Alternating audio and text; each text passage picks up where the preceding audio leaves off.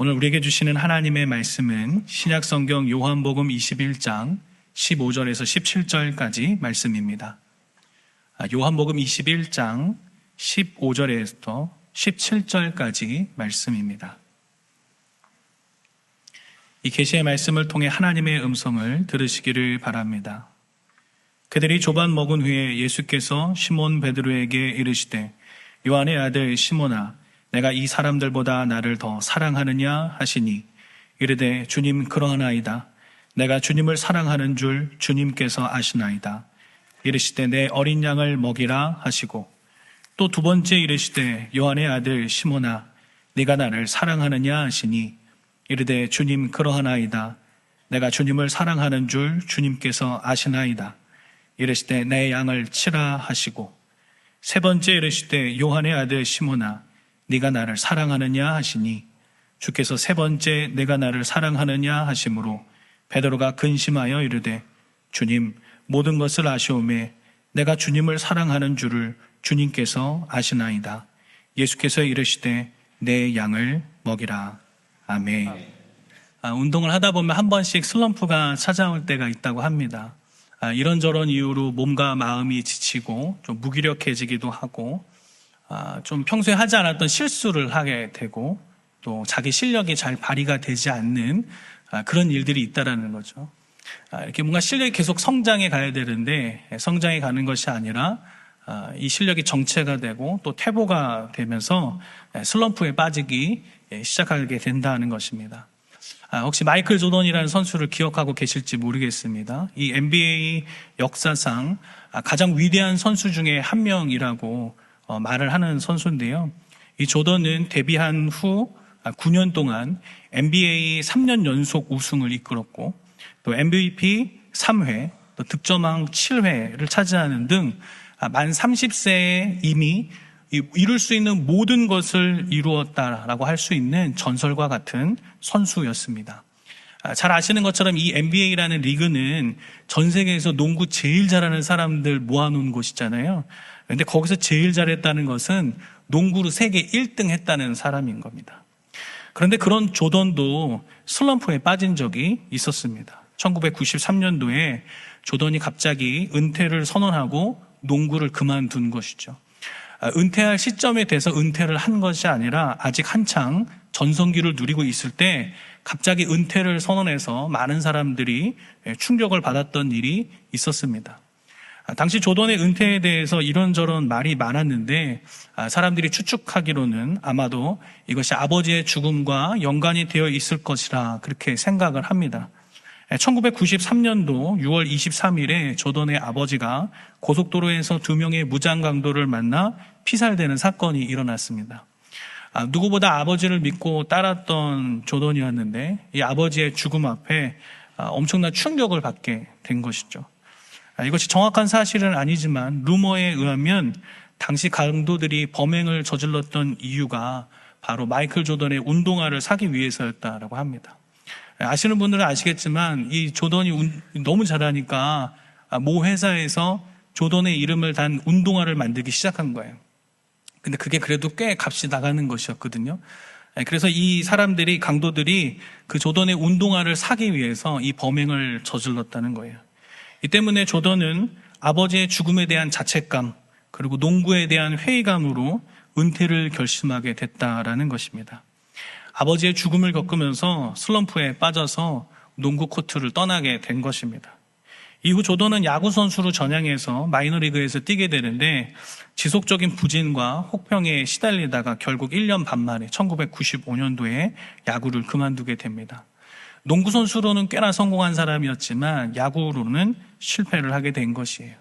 그리고 이후 조던은 농구에 대한 열정을 다시 한번 회복하면서 딱 2주 만에 농구 코트에 복귀해서 다시 시카고 팀을 이끌며 그해 챔피언 자리에 올랐다고 합니다. 이처럼 운동을 하다 보면 슬럼프에 빠질 때가 있습니다. 근데 운동선수만 그렇겠습니까? 사실은 모든 사람이 인생을 살다 보면 이런 슬럼프를 한 번쯤 겪을 때가 있습니다. 그런데 신앙생활도 하다 보면 영적으로 슬럼프를 겪을 때가 있다는 것입니다.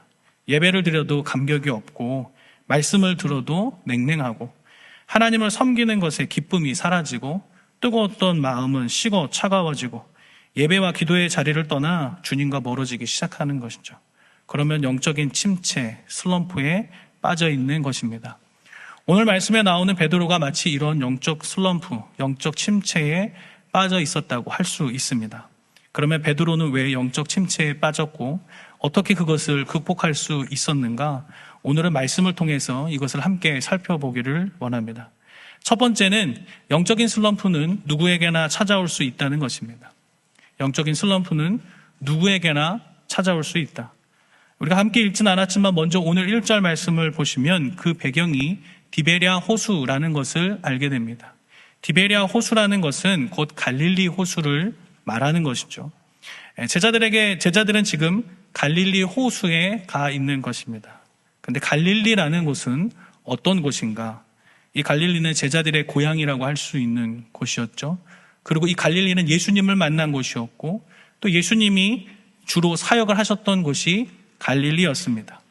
그러면 왜 제자들은 지금 갈릴리에 가 있는 것인가?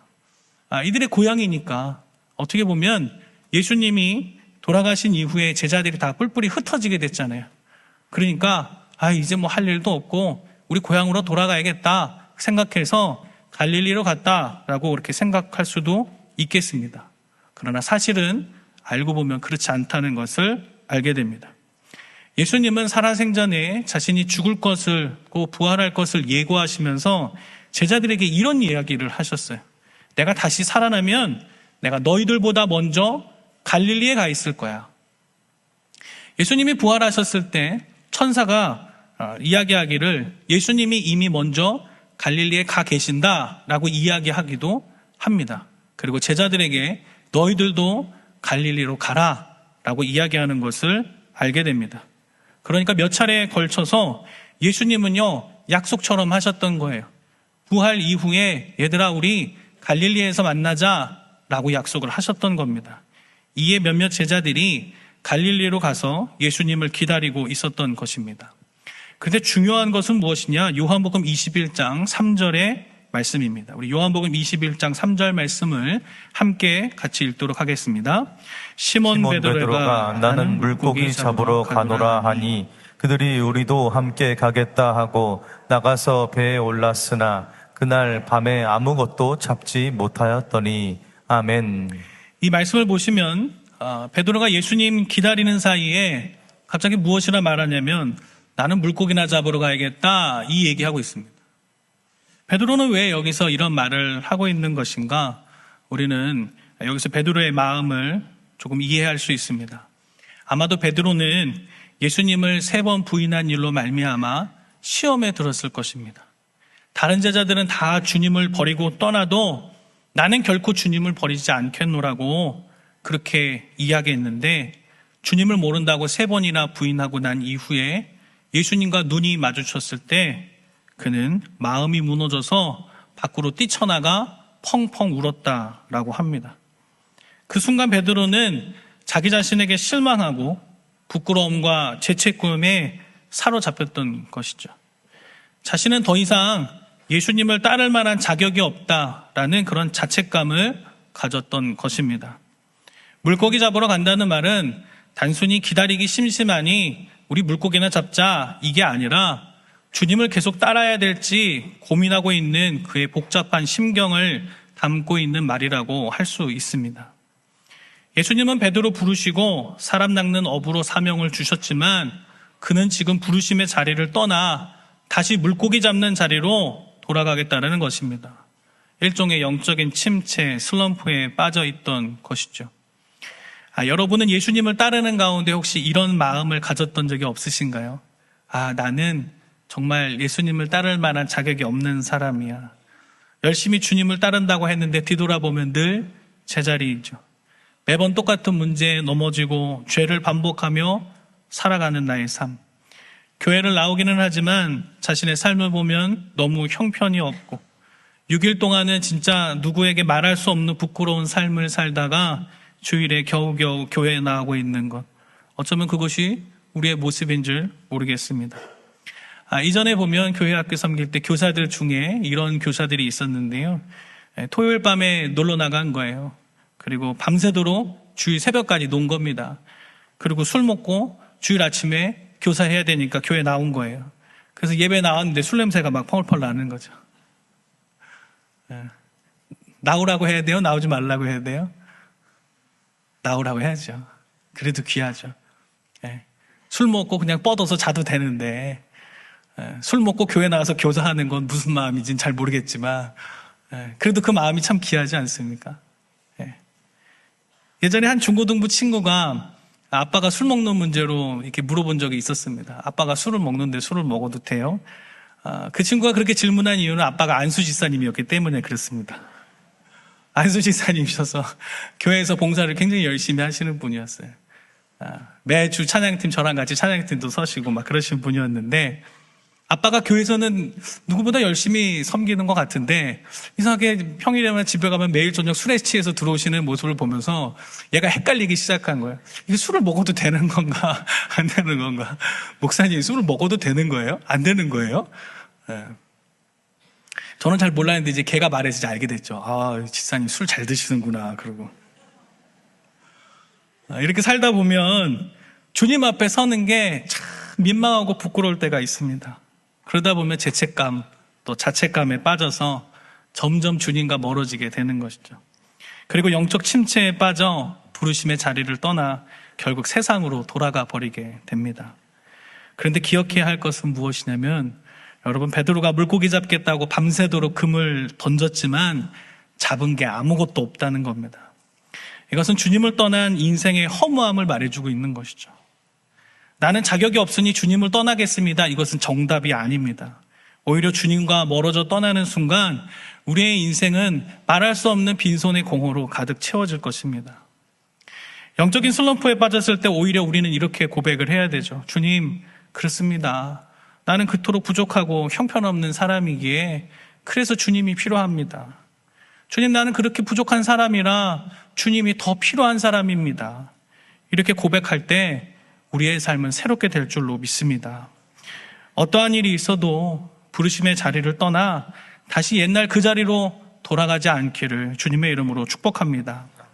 두 번째는 예수님은 끝까지 포기하지 않으신다는 겁니다. 예수님은 끝까지 포기하지 않으신다. 베드로와 제자들이 아무것도 잡지 못하고 날이 새어 가는데 누군가가 바닷가에 서 계십니다. 그리고 잡은 물고기가 없다는 이야기를 들으시고 그 그물을 배 오른편에 던져보시오 라고 이야기를 하는 거죠.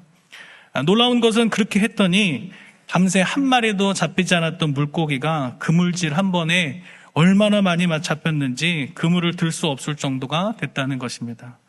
그런데 여러분, 이 장면 어디서 많이 본 것 같지 않으세요? 데자뷰처럼 여겨지지 않으세요? 바로 예수님이 베드로 처음 부르셨던 그 사건과 매우 비슷하다는 것을 알게 됩니다. 누가복음 5장 4절에서 6절 말씀인데 제가 읽어드리겠습니다. 말씀을 마치시고 시몬에게 이르시되 깊은 데로 가서 그물을 내려 고기를 잡으라. 시몬이 대답하여 이르되 선생님, 우리들이 밤이 새도록 수고하였으되 잡은 것이 없지만은 말씀에 의지하여 내가 그물을 내리리이다 하고 그렇게 하니 고기를 잡은 것이 심히 많아 그물이 찢어지는지라. 이때 예수님은 베드로를 사람 낚는 어부로 부르셨고 베드로는 배와 그물을 다 버려두고 그 즉시로 예수님을 따라갔었습니다. 지금 이것은 예수님이 베드로 처음 부르셨던 그 사건, 그 장면을 기억나게 하시는 거예요. 베드로가 인생 가운데 주님을 만나고 주님이 부르셨던 사건, 또 주님이 맡겨주셨던 사명, 정말 순전한 마음으로 배와 그물 다 버리고 주님 따랐던 그 사건 기억나게 하시는 것입니다. 예수님 아무 말씀도 안 하시지만 저는 꼭 이렇게 질문하고 계신 것 같아요. 베드로에게. 베드로야, 너 지금 뭐 하고 있니? 베드로야, 내가 맡긴 사명은 어떻게 하고 너 지금 뭐 하고 있니? 베드로가 있어야 할 자리가 어딘지 주님 지금 말씀하고 계신 것이죠. 이처럼 예수님은 베드로를 처음 부르셨던 그 장면을 기억나게 하십니다. 실망과 자책에 빠져서 길을 잃어버리고 있는 베드로를 회복시켜 가시는 것이, 그리고 따뜻한 아침 식사를 준비해 주십니다. 요한복음 21장 9절 말씀입니다. 우리 요한복음 21장 9절 말씀은 함께 읽도록 하겠습니다. 육지에 올라보니 숯불이 있는데 그 위에 생선이 놓였고 떡도 있더라. 아멘. 밤새 고생한 제자들 먹으라고 불 피워놓고 생선과 떡 굽고 계신 것입니다. 그런데 여러분, 이 장면도 무언가 떠오르게 하지 않으세요? 베드로가 예수님 잡히시던 날 밤에 불 쬐고 있었잖아요. 불 쬐고 있다가 예수님 부인한 장면 떠오르게 하십니다. 먼저 베드로를 부르셨던 장면을 기억하게 하셨다가 이번에는 베드로가 실패하고 넘어졌던 장면을 기억하게 하시는 것이죠. 자라보고 놀란 가슴, 소뚜껑 보고 놀란다는 말이 있죠. 한번 무언가 크게 놀라고 나면 그 비슷한 것만 봐도 충격이 크다라는 말입니다. 베드로 입장에서 얼마나 마음의 부담이 크고 어려웠겠어요. 그 불을 놓고 불을 쬐고 있던, 근데 그 앞에 주님의 얼굴이 있고 내가 주님을 3번 부인했던 그 장면이 떠올랐을 때 예수님 얼굴 보기가 얼마나 부담되고 어려웠겠습니까? 그런데 여기서도 중요한 것이 무엇인 줄 아세요? 예수님이 베드로의 배신에 대해서 아무 말씀도 안 하셨다는 거예요. 야, 이놈아, 네가 어떻게 나한테 그럴 수 있냐? 나 진짜 너한테 크게 실망했다. 2번 다시 보지 말자. 뭐라고 한마디라도 할 법한데 예수님 아무 말씀도 안 하셨다는 거예요. 근데 아무 말도 안 했다는 것은 달리 말하면 용서하셨다는 거예요. 주님은 마음속에서 이미 베드로를 용서하셨다는 거예요. 용서하셨기에 너가 왜 그랬니? 너가 어떻게 그럴 수 있니? 따져 묻고 그것에 대해서 원망하고 할 필요가 하나도 없었던 것입니다. 이를 통해서 주님은 지금 베드로가 가지고 있었던 그 마음의 짐과 부담을 덜어주고 계신 거예요. 근데 저는 이런 예수님을 보며 한편으로 잘 이해가 되지 않기도 합니다. 아니, 사람이 필요하면 새로 뽑으면 되지. 굳이 도망가고 배신한 제자들을 왜 다시 찾아다니느냐 이 말이죠. 물고기 잡으러 간다 그러면 그래, 너는 물고기 잡으러 가라. 넌 나랑 같이 갈 사람이 아닌가 보다. 그러면 될 것 같은데 주님은 그렇게 하지 않더라는 거죠. 우리는 보통 나를 배신하면 어떻게 합니까? 나를 배신하면 얼굴도 안 보죠. 말도 안 섞죠. 인사도 안 받으시죠. 관계를 끊어버리잖아요. 너는 아웃이야. 그리고 나한테 잘 못하는 사람 있으면, 나 배신한 사람 있으면 그냥 깔끔하게 끝내버린다고요. 만약 제가 예수님이었다면 배신하고 떠났던 제자들 내버려두고 새로 모집 광고 냈을 겁니다. 제자 모집합니다. 누구나 지원하세요. 회사에서도 회사 일 잘 못하는 사람 데리고 일합니까? 잘하는 사람들 데리고 일하지. 못하는 사람들 회사에서 내쫓아내죠. 새로운 사람들과 다시 시작하면 되는 겁니다. 그런데 예수님은 제자들을 다 찾아다니세요. 도망가고 흩어졌던 제자들, 그놈의 배은망덕한 제자들을 다시 다 모으십니다. 그리고 그들을 용서하시고 격려하시고 회복시켜 가시는 거예요. 왜 그렇게까지 하실까? 그거 바로 사랑 때문인 것이죠. 우리 요한복음 13장 1절 말씀인데, 우리 요한복음 13장 1절 말씀 함께 같이 읽겠습니다. 6월절 전에 예수께서 자기가 세상을 떠나 아버지께로 돌아가실 때가 이른 줄 아시고 세상에 있는 자기 사람들을 사랑하시되 끝까지 사랑하시니라. 아멘. 자기 사람들을 사랑하시되 끝까지 사랑하신다. 끝까지 사랑하신다. 예수님은 당신의 사람들을 끝까지 사랑하시는 줄로 믿습니다. 어떤 경우에도 주님은 우리를 버리지 않으세요. 주님은 우리를 포기하지 않으세요. 항상 먼저 우리를 찾아오시고 우리를 용서하시고 우리를 회복하시는 분이십니다. 이 시간 영상을 하나 보려고 하는데요. 폭삭 속았수다. 이 영상 잠깐 보고 계속해서 말씀 나누도록 하겠습니다.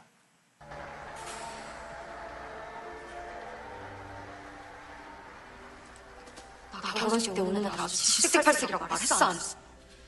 아빠 진짜 울지 마. 아빠 울면 나 진짜 짜증날 거야 진짜. 나 있잖아. 야 웬만하면 나랑 눈을 마주치지 말겠지.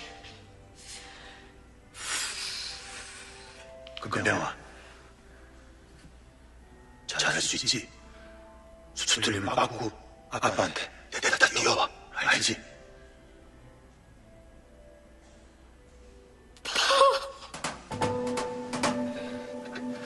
진짜 먹을 수 있어? 아니다 싶으면 맞고 냅다 돼. 알지?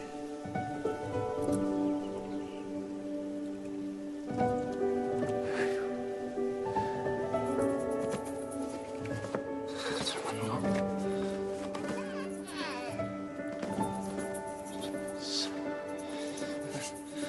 안녕하세요. 해봐. 선생님, 안녕하세요. 선생님, 안녕하세요. 아니, 얘 학교 못 보낸다니까. 내년에 보내자. 내년에. 아이 뭐 그럼 천년만년 끼고 살아? 응? 나중에 시집 어떻게 보내려고 그래? 금명이 학교 갈 수 있어? 갈 수 있어. 정근이도 갔어. 정근이 간 게 뭐 중요해. 아빠 금명이 정근이랑 친한 거 싫어. 학교 갈 거야. 그럼 일단 갔다가 아니다 싶으면 바꾸고 냅다 집으로 뛰어와. 알지? 아빠 집에 있어. 응?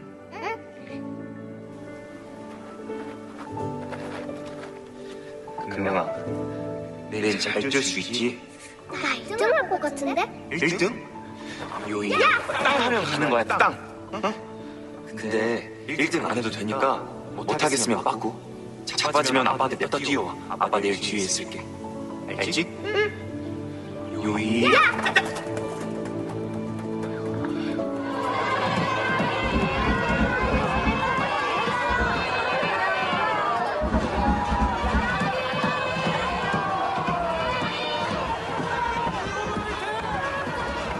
너 우리만 너무 일찍 왔다니까. 요즘 왜 이렇게 부지런해? 대체 어떤 인생들을 산 거냐고. 금명아, 잘 찍을 수 있지? 찍기는 왜 찍어? 아빠, 한국이야. 맞아. 아빠가 쭉 보니까 너는 다 잘해. 너는 다 잘해. 아빠 이제 다 알아. 널 이제 다 잘한다고만 할 거야? 스틀리면 빠꾸하라고 안 하고? 그래도 있잖아. 영 골치 아프고 안 되겠으면 그냥 빠꾸해. 그냥 냅다 나와. 아빠 여기 서 있을게. 응? 아빠가 맨날 내 백업이네. 근데 진짜로 청심만 안 먹어도 될까?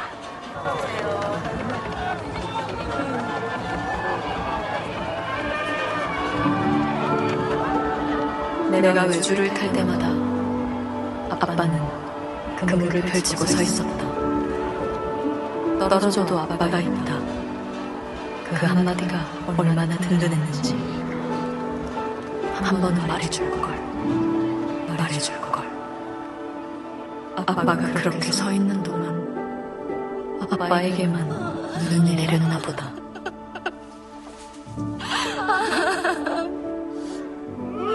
아빠 여기 있어. 그러니까 너 하고 싶은 대로 해. 너 하고 싶은 대로. 아빠의 겨울에 나는 녹음이 되었다. 그들의 푸름을 다 먹고 내가 나무가 되었다. 아빠 맨날 여기 있어. 알지? 그런 말 자체를 지금 하지 말라고.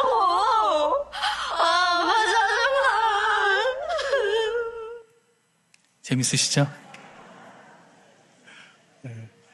뭐 설교할 때보다 드라마 볼 때 더 집중력이 좋으세요.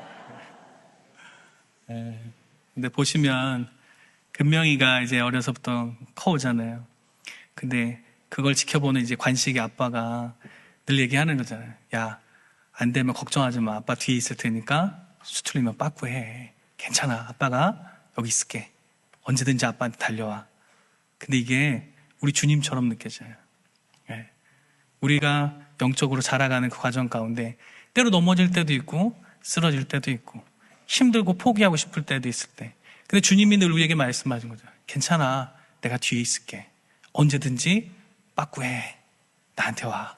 아빠가 여기 있을게. 이게 바로 주님의 말씀이 아닌가 생각이 됩니다. 참 우리 옆에 있는 분들에게 이렇게 인사했으면 좋겠는데요. 수틀리면 예수님께 빠꾸 이렇게 인사하겠습니다. 여러분 걱정하지 마시고 수틀리면 예수님께 빠꾸 하세요. 주님이 거기 서 계신 줄로 믿습니다. 세 번째입니다. 사랑한다면 다시 시작할 수 있다. 사랑한다면 다시 시작할 수 있다. 식사를 마친 후에 예수님은 베드로에게 질문을 하시는데 이상하죠. 똑같은 질문만 3번 하세요. 요한복음 21장 15절 말씀입니다. 제가 읽어드리겠습니다. 그들이 조반 먹은 후에 예수께서 시몬 베드로에게 이르시되 요한의 아들 시몬아 내가 이 사람들보다 나를 더 사랑하느냐 하시니 이르되 주님 그러하나이다. 내가 주님을 사랑하는 줄 주님께서 아시나이다. 이르시되 내 어린 양을 먹이라 하시고. 요한의 아들 시몬아 내가 나를 사랑하느냐? 여기서 만약 예수님이 다른 질문했다면 베드로는 아무 대답도 하지 못했을 것입니다. 베드로야, 내가 너한테 부탁할 것이 있는데 너 다음에는 배신 안 할 수 있지? 너 다음에는 진짜 잘할 수 있지? 이렇게 물어보셨다면 아무 말도 대답하지 못했을 것입니다. 이전에 그가 주님께 호언장담하다가 실망시킨 일이 있었기 때문에 자신이 없었을 거예요. 그런데 나를 사랑하느냐는 질문만큼은 베드로가 대답할 수 있었습니다. 베드로가 주님을 사랑하지 않기 때문에 부인했던 것은 아니거든요. 사랑하지만 연약했기 때문에 부인했던 것입니다. 내가 비록 두려움 가운데 주님을 모른다고 부인하긴 했지만 나 주님 사랑합니다. 그것만큼은 내가 말할 수 있습니다. 주님 그것은 진짜입니다. 정말입니다. 내가 다른 것은 다 대답하지 못하지만 내가 주님 사랑하는 건 주님도 아시지 않습니까? 정말 신앙생활을 하면서 중요한 게 무엇일까요? 그것은 바로 예수님 사랑하는 것입니다. 여전히 예수님 사랑하고 있다면 그것으로 충분한 것이죠. 비록 연약해서 부족해서 주님을 실망시켜드릴 때가 많지만 그래도 괜찮습니다. 주님 사랑하는 마음만 변하지 않았다면 다시 시작할 수 있습니다. 문제는 사랑이 식어져 가는 거죠. 모든 관계에는 권태기라는 게 있습니다. 남녀 관계에도 권태기라는 게 있죠. 처음에는 뜨겁게 사랑하다가 시간이 흐르면서 식어져 가는 거예요. 연애 초기에는 눈만 마주쳐도 막 불꽃이 막 튀었죠. 다 그런 사랑 해보셨죠? 아니신가요? 기억이 이제 안 나시나요? 처음에는 눈만 마주쳐도 막 불꽃이 튀었습니다. 그런데 권태기가 되면 그렇게 꼴보기가 싫어진다고 그럽니다. 뭘 잘못한 것도 아닌데요. 옆에서 숨만 쉬고 있어도 싫다고 그러셔요. 처음에는 뭐 연락이 오기만 기다리고 연락이 오면 막 마음이 설레고 빨리 답장 보내고 싶고 막 그랬다는데 권태기가 되면 연락하는 것도 귀찮은 거예요. 연락해도 전화도 안 받고 확인도 안 합니다. 처음에는 자기야 하다가 나중에는 야로 바뀐답니다. 처음에는 서로 자기야 하다가 나중에는 야! 이걸로 바뀐다는 거예요. 처음에는 전화 끊기 전에 너가 먼저 끊어. 아니야, 자기가 먼저 끊어. 막 이렇게 하다가 나중에는 말도 다 안 끝났는데 그냥 자기가 지멋대로 끊어버린다는 거예요. 여러분 마찬가지로 예수님과의 관계에도 권태기가 찾아올 수 있습니다. 처음 사랑 잃어버리고 사랑이 식어져 가는 것이죠. 요한계시록 2장 4절 보면 에베소 교회를 향해서 주님이 이렇게 말씀하십니다. 그러나 너를 책망할 것이 있나니 너의 처음 사랑을 버렸느니라. 주님을 향한 사랑만큼은 변하지 않기를 축복합니다. 사랑이 식어져 가고 있었다면 다시 회복할 수 있기를 바랍니다. 말씀을 정리하겠습니다. 예수님은 스스로 자격이 없다 여겼던 베드로에게 다시 사명을 맡기셨습니다. 내 양을 먹이라고, 내 양을 치라고. 그리고 19절 보시면 다시 말씀하시길 나를 따르라 라고 베드로 이렇게 부르십니다. 그 예수님의 사랑과 용서 앞에 베드로 어떻게 달라졌을까요? 마지막까지 주님 위에 살다가 십자가에 거꾸로 매달려서 죽음을 맞이했습니다. 우리도 신앙생활 하다 보면 연약해서 넘어질 때가 있습니다. 다른 말로 하면 시험에 들 때가 있다는 거예요. 그런데 여러분 괜찮습니다. 누구나 그럴 때가 있습니다. 그냥 그럴 땐 훌훌 털고 일어나면 되는 것입니다. 누가복음 22장 31에서 32절 말씀을 보시면 예수님이요 베드로 이럴 줄 이미 다 알고 계셨어요. 그래서 이렇게 말씀하세요. 시몬아 시몬아 보라 사탄이 너희를 밀가루로 타려고 요구하였으나 그러나 내가 너를 위하여 내 믿음이 떨어지지 않기를 기도하였노니 너는 돌이킨 후에 내 형제를 굳게 하라. 예수님은 베드로를 정죄하거나 책망하지 않으셨어요. 다시 일어날 수 있도록 격려하고 용기를 주십니다. 그리고 예수님은 지금도 우리의 믿음을 위해 기도하시며 넘어져 있던 우리를 일으켜 세우시는 분인 줄로 믿습니다. 그리고 그분은 우리에게, 그 부족한 우리에게 다시 사명을 맡기세요. 혹시 부르신 자리를 떠나 있었다면 오늘 다시 회복하시기를 바랍니다. 사명을 맡겨주셨는데 그거 잊어버리고 물고기 잡으러 가려 했다면 오늘 다시 그 사명 붙들 수 있기를 바랍니다. 함께 기도하겠습니다. 사랑하는 주님, 그렇습니다. 우리는 부족하고 연약해서 늘 넘어질 때가 많습니다. 그런데 그럼에도 불구하고 주님은 여전히 우리를 사랑하여 주시니 너무나 감사합니다. 우리를 버리지 않으시고 포기하지 않으시고 끝까지 사랑하시는 그 사랑으로 말미암아 우리가 여기에 이곳에 있는 줄로 믿습니다. 주님이 나를 그렇게 사랑하시듯 나도 주님을 그렇게 사랑하게 하여 주시옵시고 이제 나를 부르신 그리고 나에게 주신 그 사명을 따라 살아가는 우리 모두의 삶이 될 수 있도록 주님 축복하여 주옵소서. 이제는 우리 구주 예수 그리스도의 은혜와 하나님 아버지의 무한하신 사랑하심과 성령님의 감화감동 교통하심이 주님을 사랑함으로 또 주님의 우리에게 맡겨주신 그 사명 따라 부르신 자리에서 살아가기로 결단하는 이곳 가운데 모인 우리 모두 위에 우리의 가정과 우리의 자녀와 생업과 일터와 이 나라 이민족과 한국교회 위에 지금부터 영원히 함께 하시기를 간절히 축원하옵나이다. 아멘.